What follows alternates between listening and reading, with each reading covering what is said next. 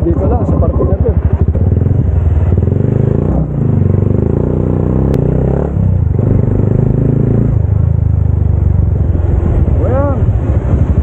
Alam mo ano, nakapulot yung telepono dyan. Tapos nakapulot na cellphone, baka may...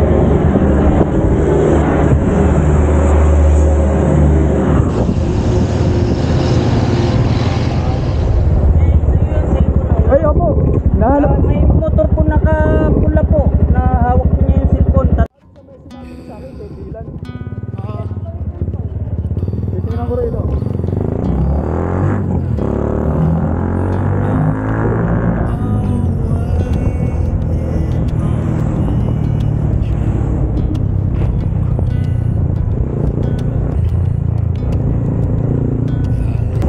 Ay, opo.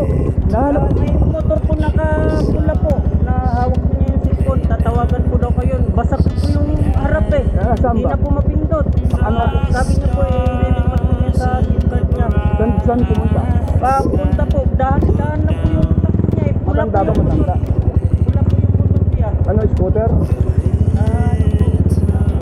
Oo. Pick up, di ba? Pick up yung motor? Okay, salamat.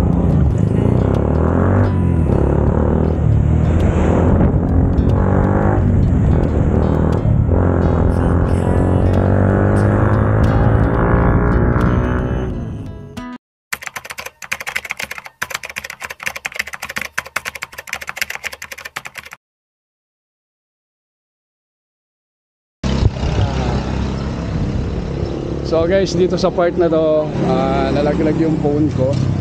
So ayun sa may Narisa store, and also dito sa may mga smart padala dyan.